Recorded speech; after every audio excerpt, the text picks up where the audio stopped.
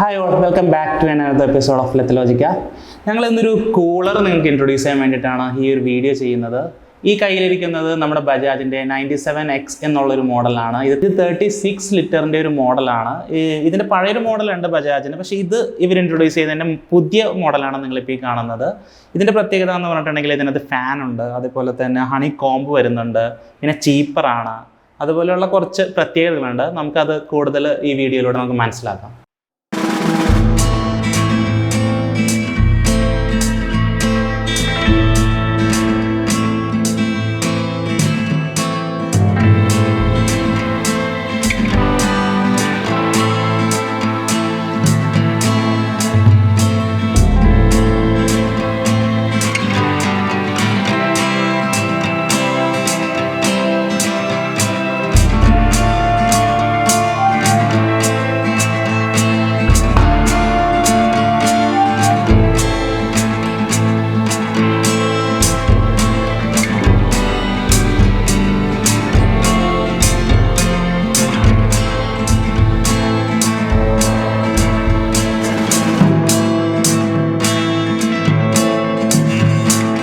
ഇതിൻ്റെ അപ്പിയറൻസിനെ പറ്റി ഒന്ന് ഡിസ്കസ് ചെയ്യാം. ആക്ച്വലി ഇതൊരു വൈറ്റ് കളറിലാണ് വരുന്നത്. അതിനകത്തൊരു ബ്ലൂ ഷെയ്ഡാണ് ഇതിനകത്ത് അവർ യൂസ് ചെയ്തിരിക്കുന്നത്. പിന്നെ നോക്കുകയാണെന്നുണ്ടെങ്കിൽ ഇവരുടെ ആ ഫ്രണ്ടിലെ ഡിസൈനൊക്കെ കുറച്ച് നല്ല രീതിക്കാണ് അവർ ചെയ്തിരിക്കുന്നത്. പിന്നെ ഇവരുടെ പ്ലഗ് ഒരു 3-pin സോക്കറ്റാണ് അവർ യൂസ് ചെയ്തിരിക്കുന്നത്. ഇതിൻ്റെ വയറാണെങ്കിലും ഹൈ ക്വാളിറ്റിയാണ്, നല്ല രീതിയിലുള്ള വയേഴ്സാണ് അവർ യൂസ് ചെയ്തിരിക്കുന്നത്. പിന്നെ എനിക്ക് ആകെ ഒരു ഡീമെറിറ്റ് ആയിട്ട് തോന്നിയിരിക്കുന്നത് ഇതിൻ്റെ സൈഡിലെ ഈ ഹണി കോമ്പിന് വേണ്ടി യൂസ് ചെയ്തിരിക്കുന്ന ലോക്കാണ്. ഇതിൻ്റെ ക്വാളിറ്റി കുറച്ചുകൂടി നന്നാക്കാമോ എന്ന് തന്നെ എനിക്ക് തോന്നിയിരുന്നു. കാരണം ഇത് തുറക്കാൻ വേണ്ടിയിട്ടാണ് അവർ ആ ലോക്ക് ഇൻട്രൊഡ്യൂസ് ചെയ്തിരിക്കുന്നത്. പക്ഷേ അതിൻ്റെ ആ ഒരു ക്വാളിറ്റിയും പിന്നെ അതുപോലെ തുറക്കുമ്പോൾ ഉണ്ടാകുന്നൊരു ബുദ്ധിമുട്ടും എനിക്ക് ഫീൽ ചെയ്തിരുന്നു. അത് ഞാൻ കാണിച്ചു തരാം തുടർന്ന് വീഡിയോയിൽ.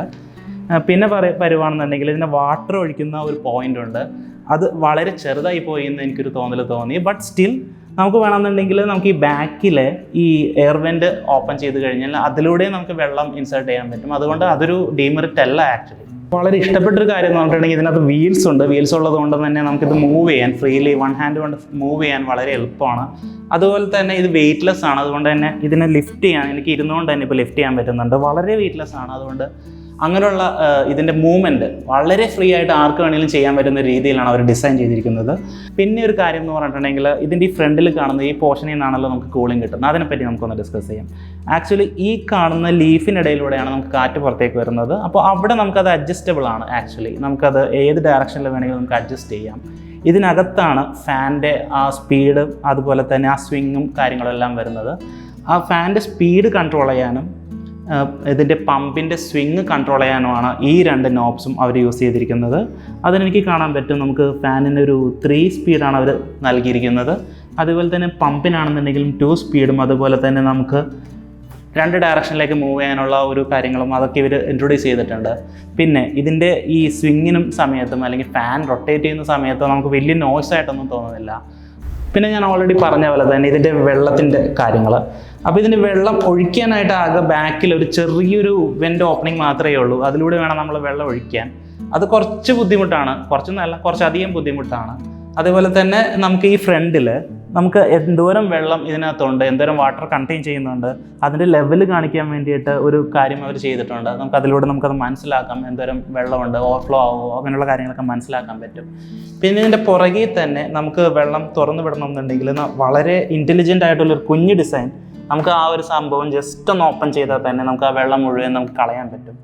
അതൊക്കെ വളരെ എളുപ്പത്തിലാണ് അവർ ഡിസൈൻ ചെയ്തിരിക്കുന്നത്. അതൊക്കെ എനിക്ക് വളരെ ഇഷ്ടപ്പെട്ടു. പിന്നെ ഞാൻ ഓൾറെഡി പറഞ്ഞു, നമുക്ക് പെട്ടെന്ന് ഒരുപാട് വാട്ടർ ഇതിനകത്ത് കൊടുക്കണമെന്നുണ്ടെങ്കിൽ ഇതിൻ്റെ ബാക്കിലെ ആ ജസ്റ്റ് ഈ സംഭവം ഒന്ന് ഓപ്പൺ ചെയ്താൽ മതി. നമുക്കിത് രണ്ടും നമുക്ക് ജസ്റ്റ് അൺലോക്ക് ചെയ്യുക, ഓപ്പൺ ചെയ്യുക, എങ്കിൽ നമുക്കത് സിമ്പിളായിട്ട് നമുക്ക് വെള്ളം ഇതിലൂടെ നമുക്ക് ഒഴിക്കാൻ പറ്റും.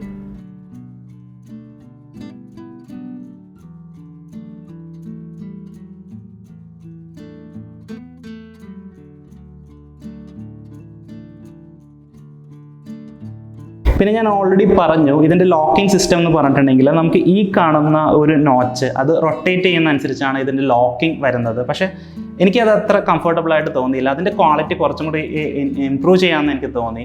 കാരണം ഇത് ചില നോച്ചസ് അല്ലെങ്കിൽ ആ ലോക്കിംഗ് സിസ്റ്റം കുറച്ച് ടൈറ്റ് ആയിട്ടും ചിലത് വളരെ ലൂസായിട്ടും അതുപോലെ തന്നെ നമ്മളത് ടൈറ്റ് ചെയ്യുന്ന സമയത്ത് ചില സൈഡുകൾ ഒന്ന് പുറന്തള്ളി നിൽക്കുന്നതായിട്ടൊക്കെ എനിക്കൊരു ഫീലിംഗ് കിട്ടി. അത് മാത്രമാണ് ഇതിൻ്റെ ഒരു ഡിസ്കംഫോർട്ടായിട്ട് എനിക്ക് തോന്നിയത്. പിന്നെ പറയാനുള്ളൊരു കാര്യം എന്ന് പറഞ്ഞിട്ടുണ്ടെങ്കിൽ നമ്മളിത് യൂസ് ചെയ്ത് തുടങ്ങുമ്പോൾ ഫസ്റ്റ് ടൈം യൂസ് ചെയ്യുമ്പോൾ നമ്മൾ ആദ്യം തന്നെ ഇതിനകത്ത് വെള്ളം ഒഴിച്ചതിന് ശേഷം ജസ്റ്റ് ഇത് കുറച്ച് നേരം നമ്മൾ വർക്ക് ചെയ്യിപ്പിക്കണം. ആ നേരത്ത് നമ്മളത് യൂസ് ചെയ്യരുത്. ആക്ച്വലി വർക്ക് ചെയ്യിപ്പിക്കണം എന്ന് വെച്ചിട്ടുണ്ടെങ്കിൽ നമുക്ക് ഈ സൈഡിൽ കാണുന്ന ഈ സംഭവത്തിനകത്തേക്ക് പൊടിയും ഡസ്റ്റും കാര്യങ്ങളൊക്കെ ഉണ്ടാവും. അപ്പോൾ ആ ഡസ്റ്റൊക്കെ ഒന്ന് അക്യുമുലേറ്റ് ചെയ്ത് അത് പോകാൻ വേണ്ടിയിട്ടാണ്. കാരണം നമ്മൾ ഇതിനകത്ത് വെള്ളം ഒഴിച്ച് വൺസ് അത് യൂസ് ചെയ്ത് റൂമിൽ ചുമ്മാ വെച്ച് കഴിഞ്ഞിട്ടുണ്ടെങ്കിൽ ഇതിലെ ഡസ്റ്റ് പാർട്ടിക്കിൾസും എല്ലാം ആ വെള്ളത്തിലേക്ക് അങ്ങ് പൊക്കോളും. അപ്പോൾ അത് കഴിഞ്ഞ് ആ വെള്ളത്തിൻ്റെ കളർ വ്യത്യാസം നമുക്ക് കാണാം. ഒരു ബ്രൗണിഷ് കളറോ അല്ലെങ്കിൽ ഒരു യെല്ലോയിഷ് കളറോ ആയി മാറും. ആ വെള്ളം മുഴുവൻ ഡ്രെയിൻ ചെയ്ത് കളഞ്ഞതിന് ശേഷം നമ്മൾ പുതിയ വെള്ളം ഇതിനകത്ത് നിറച്ചതിന് ശേഷം മാത്രം നമ്മളിത് യൂസ് ചെയ്ത് തുടങ്ങും. അത് പ്രത്യേകം ശ്രദ്ധിക്കുക. പിന്നെ നിങ്ങൾക്കിപ്പോൾ തണുത്ത വെള്ളം യൂസ് ചെയ്യാൻ ഇഷ്ടമുള്ളവരാണെങ്കിൽ സാധാരണ കൂളറിനകത്ത് നമുക്ക് കാണാൻ പറ്റുന്നൊരു കാര്യമാണ് ഒരു ഐസ് ചേമ്പർ ഉണ്ടാവും. ഇതിനകത്ത് അങ്ങനെ ഒരു ഐസ് ചേമ്പർ ഞാൻ കണ്ടില്ല. ഐസ് ചേമ്പർ ഇല്ലാത്തൊരു മോഡലാണിത്. ബട്ട് ഇത് ചീപ്പറായതുകൊണ്ടാണ് അവർ അങ്ങനെയുള്ള കാര്യങ്ങളൊക്കെ ഒഴിവാക്കിയിരിക്കുന്നത്. ബട്ട് നിങ്ങൾക്ക് സ്റ്റിൽ ഇതിനകത്ത് ഐസ് ഇടാം. പക്ഷെ അപ്പോൾ ശ്രദ്ധിക്കേണ്ട കാര്യം, ഇടുന്ന ഐസ് മുഴുവൻ മെൽറ്റായി എന്ന് വന്നതിന് ശേഷം മാത്രം ഉപയോഗിക്കുക. ഐസ് കിടക്കുന്ന സമയത്ത് ഇത് ഓണാക്കാതിരിക്കാൻ ശ്രമിക്കുക. അതുപോലെ തന്നെ ശ്രദ്ധിക്കേണ്ട മറ്റൊരു പോയിൻ്റാണ്, ഈ ഒരു കൂളറിനകത്ത് നമ്മൾ വെള്ളമില്ലാത്തപ്പോൾ ഓണാവുന്നില്ല എന്നുള്ള കാര്യം ശ്രദ്ധിക്കുക. ബട്ട് ഡോണ്ട് വെറി, നമുക്ക് 36 ലിറ്റർ ഉണ്ട്. അതുകൊണ്ട് തന്നെ നമുക്കൊരു ഓവർനൈറ്റ് ഇത് ഫുള്ളും നമ്മൾ വെള്ളം നിറച്ച് കഴിഞ്ഞിട്ട് യൂസ് ചെയ്യുകയാണെന്നുണ്ടെങ്കിൽ നമുക്ക് ഒരു ഫുൾ ഹോൾ ഡേ നമുക്ക് യൂസ് ചെയ്യാൻ പറ്റും. അതുകൊണ്ട് അങ്ങനെയുള്ള ഇഷ്യൂസ് ഒന്നും വരില്ല. ഇനി നമുക്ക് ഇതിൻ്റെ ടെക്നിക്കൽ സൈഡ് ഒന്ന് നോക്കാം. കാറ്റലോഗിൽ എന്തൊക്കെയാണ് കാര്യങ്ങൾ പറഞ്ഞിരിക്കുന്നതെന്ന് നോക്കാം. അപ്പോൾ ആദ്യം നമുക്ക് കാണാൻ പറ്റുന്നത് DuraMarine പമ്പ് എന്നൊരു ടെക്നോളജി. അത് ബജാജിൻ്റെ തന്നെ ഒരു ടെക്നോളജിയാണ്. എന്ന് വെച്ചിട്ടുണ്ടെങ്കിൽ ഈ പമ്പ് വർക്ക് ചെയ്യുന്ന സമയത്ത് അതിന് മോയ്സ്ചർ പിടിക്കുകയോ അതുകൊണ്ട് ആ മോയ്സ്ചർ കാരണം ഇതിന് എന്തെങ്കിലും കംപ്ലൈൻറ്റ് വരികയോ അങ്ങനെയുള്ള പ്രശ്നങ്ങളൊക്കെ ഒഴിവാക്കുന്നൊരു ടെക്നോളജിയാണ് ഈ പറയുന്ന DuraMarine പമ്പ് എന്ന് പറഞ്ഞൊരു ടെക്നോളജി. പിന്നെ അവർ പറഞ്ഞിരിക്കുന്ന കാര്യമാണ് ആൻറ്റി ബാക്ടീരിയൽ ഹെക്സാകൂൾ ടെക്നോളജി. അത് വേറൊന്നുമല്ല, ഈ ബാക്ടീരിയൽ ഇൻഫെക്ഷൻസ് ഒക്കെ ചില കൂളറിന് വരാൻ സാധ്യതയുണ്ട്. കാരണം നമ്മൾ ഇതിനകത്ത് വെള്ളം നിറച്ച് കഴിഞ്ഞിട്ട് അത് നമ്മൾ കൂളറിൽ നിന്ന് പുറന്തള്ളപ്പെടുന്നത്, അതായത് ഇതിനകത്തുനിന്ന് ഈ ഫ്രണ്ട് ചേമ്പറിൽ നിന്ന് പുറത്തേക്ക് വരുന്നത് ഫുള്ള് വാട്ടർ വേപ്പറാണ്. അപ്പോൾ ആ വെള്ളത്തിലുണ്ടാകുന്ന ബാക്ടീരിയസ് കാരണം ചിലവർക്ക് ജലദോഷം പോലുള്ള അസുഖങ്ങൾ വരാൻ സാധ്യതയുണ്ട്. ബട്ട് ഇത്തരം കൂളറുകളിൽ ഈ ബാക്ടീരിയയിൽ നിന്നുള്ള പ്രൊട്ടക്ഷനും അതുകൊണ്ട് കൂടുതൽ ഹൈജീനിക്കും ആയിരിക്കും. പിന്നെ അവർ പറയുന്നത് ടെർബോ ഫാൻ ടെക്നോളജി. അത് വേറൊന്നുമല്ല, ബെറ്റർ എയർ സർക്കുലേഷന് വേണ്ടിയിട്ടാണ്. പിന്നെ അഡ്ജസ്റ്റബിൾ എയർ ഫ്ലോ 3 സ്പീഡ് കൺട്രോളാണ്. അത് നമുക്ക് ഈ ഫ്രണ്ടിൽ നോബിൽ നമുക്ക് കാണാം. നമുക്ക് ഇതിൻ്റെ എയർ ഫ്ലോ നമ്മുടെ ഇഷ്ടത്തിനനുസരിച്ച് നമുക്ക് കൺട്രോൾ ചെയ്യാൻ പറ്റും. പിന്നെയുള്ളത് 4-way deflection for wide air spread. വേറെ ഒന്നുമല്ല, നമുക്ക് ഇതിനകത്തുള്ള സ്വിങ് ചെയ്തുകൊണ്ട് നമുക്ക് പല ഡയറക്ഷനിലേക്കും നമുക്ക് ഇതിൻ്റെ എയർ ഫ്ലോ എത്തിക്കാൻ കഴിയുന്നുണ്ട്. അത് നല്ലൊരു ടെക്നോളജിയാണ്. ഇത്തരം കാര്യങ്ങളാണ് ഇവർ ഇതിനകത്ത് പറഞ്ഞിരിക്കുന്നത്. ഇനി ഇവനെ പ്രോപ്പർലി യൂസ് ചെയ്യുന്നെങ്കിൽ എന്തൊക്കെ കാര്യങ്ങൾ ശ്രദ്ധിക്കണം അതൊന്നും നമുക്ക് നോക്കാം. ആക്ച്വലി ഒരു കൂളർ യൂസ് ചെയ്യണമെന്നുണ്ടെങ്കിൽ പ്രോപ്പർ വെന്റിലേഷനുള്ള റൂമിലായിരിക്കണം. അടച്ചിട്ട റൂമിൽ ഒരിക്കലും കൂളർ യൂസ് ചെയ്യരുത്. കാരണം അതേ എയർ തന്നെയാണ് നമ്മൾ വീണ്ടും സർക്കുലേറ്റ് ചെയ്തുകൊണ്ടിരിക്കുന്നത്. അതുകൊണ്ട് റൂമിന് കൂളിംഗ് ഒരിക്കലും കിട്ടത്തില്ല. അതുകൊണ്ട് ക്രോസ് വെന്റിലേഷൻ നമ്മൾ ഉറപ്പ് വരുത്തിക്കണം. അതാണ് ഫസ്റ്റ് പോയിന്റ്. സെക്കൻഡ് തിങ് എന്ന് പറഞ്ഞിട്ടുണ്ടെങ്കിൽ നിങ്ങൾ മാക്സിമം കുറച്ച് കൂളായിട്ടുള്ളൊരു വെള്ളം ഇതിൽ യൂസ് ചെയ്യാൻ ശ്രമിക്കുക. സാധാരണ വെള്ളം യൂസ് ചെയ്ത് കഴിഞ്ഞാൽ നമുക്ക് അത്ര കൂളിംഗ് കിട്ടില്ല. അപ്പോൾ ഇത്രയും കൂടി നല്ല റെസ്പോൺസ് ആയിരിക്കും ആ കൂളറിൽ നിന്ന് നമുക്ക് ലഭിക്കുന്നത്. പിന്നെ ശ്രദ്ധിക്കേണ്ട കാര്യം എന്ന് വെച്ചിട്ടുണ്ടെങ്കിൽ നമ്മുടെ സീലിംഗ് ഫാൻസ് യൂസ് ചെയ്യുന്ന ഒരാളാണെന്നുണ്ടെങ്കിൽ കൂളർ യൂസ് ചെയ്യുന്ന സമയത്ത് മാക്സിമം ഫാൻ ഓഫ് ചെയ്യാൻ ശ്രദ്ധിക്കുക. കാരണം വേറെ ഒന്നുമല്ല, റൂമിലെ ഏറ്റവും ഹോട്ട് ടെമ്പറേച്ചർ കാണപ്പെടുന്നത് റൂമിൻ്റെ സീലിംഗ് ഭാഗത്തേക്കായിരിക്കും. കാരണം ഹോട്ട് ടെമ്പറേച്ചർ എപ്പോഴും റൈസ് ചെയ്യും.